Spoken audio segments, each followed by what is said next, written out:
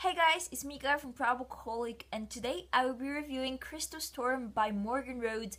As you probably have guessed, I don't actually have the physical copy with me because I loaned it to a friend. This is the fifth book in the Fallen Kingdom series, and this installment in particular is just amazing. And I'm very sorry that I can't discuss it with all of you because it is a fifth book and I don't want you to get spoiled. Basically, I will first give you a few sentences about what this series is about, but I have a review on the first, second, third, and fourth book. So if you want to know more about any of them in particular, go and check them out. So this video will be mostly centered around the fifth book, but as a whole, this series revolves around four main characters. Two of them are a prince and a princess from Limeros, which is the most northern kingdom. They have a tyrant for a father and they have to figure out how they're going to carry out his legacy. They have their love issues, their commitment issues, and a lot of other issues. Then the third character is Jonas, who is a farmer from Palsia, which is the middle kingdom that is the poorest and relies mainly on vineyards and selling their wine. Jonas witnesses his brother's murder, which forces him to take action and to change his life forever. The fourth character is Princess Cleona, or Cleo, who is the princess of Auranos, and her issue is that she is used to getting her way. She's very privileged and very rich and very spoiled, but then she's confronted with the fact that maybe that won't be the same way forever and she has to deal with the consequences.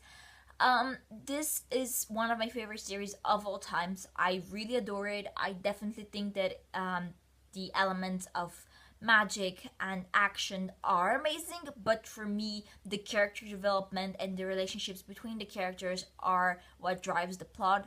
I do believe that this is a character driven plot, which means that we get so invested in the characters and we care so much about them and about what's happening to them that it's just so addictive. I literally didn't want to start this book because I knew it would overwhelm me. And I was right. I gave this book 5 out of 5 stars, and now I'll dive into some of the things that happen in this book because they're just so many. So if you haven't read this book in particular, please go and catch up on this series. The sixth book, which will be the last one in this series, will come out in December 2017. So you have about, give or take, 11 months to catch up, which in this situation is just no time because each book could be read in 1 to 3 days. So yeah, go ahead, and now I'll dive into spoiler things, so please don't get spoiled. So my expectations of this book, if you have read the fourth book, were that Amara will become this horrible monster that will ruin everything, and I really hope that Magnus and Cleo would be able to find a way to be together. And now that I have finished this book, I know that this was just ridiculous of me to believe because, first of all, Amara turns out to be kind of harmless compared to other people, and what happened to Magnus and Cleo still hurts my heart. So the book actually starts with a prologue from Gaius' point of view when we learn that Elena has died in childbirth. I think that that was a very important moment and I really appreciated it because it shows that he is actually a person capable of emotions, because until this point, all we learned about him is that he's a monster who doesn't care about anything but his power, and sometimes Lucia, but mainly his power. And this was the moment where I was like, wait, he's actually human. Then we go into Jonas's adventures when he's on a ship, and literally he is with a group of people that all are kind of crazy compared and combined and put on a ship together. I mean, we have Taran, who is Tion's twin brother. I still can't comprehend how that was possible. I was really afraid that once he came and met Magnus, well, Magnus would die. And if you know anything about my love for Magnus, you know I would have literally cried my eyes out if that happened. I was really pleasantly surprised of how he and Magnus were able to clear things without it being forced. Like, in the beginning, he tried a few times to kill him. He was stopped, and then he talked to Magnus, and they figured out that they are not actually that different. Tyrant killed his mom, and Magnus has killed many people because he wanted to survive. And he says, if I could do it differently, I would never have just stabbed him in the back. I would do it the honorable way. And I thought that that was the thing that convinced Tyrant to leave him alone. Back to the ship. I think that Nick and Ashura were the people who I never really got. Like, I never really understood their intentions. Nick always wants to help Cleo, but in the end, he doesn't really help her. He gets into a lot of trouble, which makes her have to deal with his stuff. So Ashura is the wild card in this book, because we don't know if he's actually going to go to Mara and be like, hey, I'm your brother, I'm going to take this throne.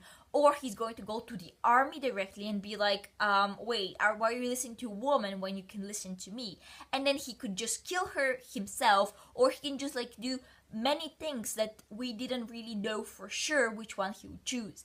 I think that his approach of being a bit pacifistic was not what I expected, not what I wanted, but it was consistent with his character, because his motto is violence should not be answered with violence, which I believe is an admirable thing to do, but I just wanted him to do more. I was really happy that the storyline of Nick and Ashura was able to go on swiftly, and that in the end they confess their feelings, and that now they're not going to be forced to hide who they are. Ashura's like speech about accepting oneself was very powerful in the end, and I did enjoy it. I think that our second chapter was about Magnus and about Cleo, and in the fourth book, in the end, I was like, yes, we killed Gaius, finally we are done with this horrible person. But no, he had to actually have a spell that prevents him from dying right away. And I was so mad at him, because I really wanted him to die at that moment. But later on, I realized it wasn't such a bad thing, because Gaius could be a very interesting character, because actually he wasn't a monster of a person before he drank the potion. The potion is what made him be this way. And now that the potion is apparently out of his system, maybe he'll actually be able to redeem himself. So usually my favorite plotline is of Magnus and Cleo, but this time I have to admit that Lucia's one was interesting as well. So from the beginning, she goes to the sanctuary, she meets the elders and the watchers, and that wasn't really interesting. But then she escapes, she exits, and she comes into our world, and her pregnancy starts to develop very rapidly. She becomes so certain that she will be able to save the people, that she will be able to imprison the god of fire. And I just started to actually admire her and to actually be able to relate to her. I thought that from the first book, when she was innocent and sweet, when the second and the third and the fourth, I didn't enjoy her character. Like, literally in the fourth book, I dreaded her character. But now we're starting to see that, yes, she isn't as nice and sweet, as innocent as she was in the first book. But this is what makes her even more realistic, more relatable. So I did enjoy it. And definitely when she saved Nick, when she healed him, even though she wasn't sure if she will be able to, and maybe that will drain her, it was a selfless thing that I did really enjoy. Her interactions with Jonas gave me the idea that maybe they'll be together in the future, and I wouldn't actually mind that as much as I thought I would. The prophecy that actually did not happen as it was planned, of Lucia dying in childbirth and having a son, could be that she will have another child in the sixth book. I'm not sure. Maybe there will be a gap of a few years where she will have another child. Maybe it will be Jonas's child, and after that Jonas will raise the child. Or maybe the prophecy was just wrong, and that means that people decide their own fate. Whatever the answer is, I did enjoy her character, and I definitely think that she's going on a path that I can actually admire. About Amara's character, I thought that she was like an interesting villain, in the sense that you can rationalize her decisions, because she was put through so much in her childhood that she wants power now. I liked how she was able to stand up to men, and when they told her that the most interesting thing to her should be clothes and makeup, she actually killed the guy who said that. I did enjoy the fact that she's standing up for herself, and that when Cleo went to her and said, I know that you need a person who you can trust, and I know you don't trust men. I know I can help you. I enjoyed that she is still a naive enough person, a kind enough person, a gullible enough person to actually trust her, because that's what makes her such an interesting character. As a whole, I thought that the ending of this book just rocked my world. I thought that Magnus and Cleo throughout the whole book, with the curse, with Gaius being there to sabotage their every move, was just heartbreaking for me, because I shipped them all the time. And in the end, when Cleo actually said, I love Magnus in front of everyone, and she didn't really care who is listening, I was in tears. I was so proud of her, because in the beginning, as I said in the beginning of this video, she was a spoiled girl that I really wasn't sure if I should be looking forward to reading to, and now she is my inspiration. She is just amazing. The ending of this book basically says that we have two gods out, the earth one, which took Olivia's body, and the fire one, Cain, who took Nick's body. And then Taran and Cleo have been marked by the other two gods, and they're in their bodies, but right now Cleo and Taran are able to access their powers. I thought that the aspect was so interesting, because this gives Cleo the ability to fight back and to be able to imprison the gods with Lucia's help. I think that the next book will be the two girls fighting side by side.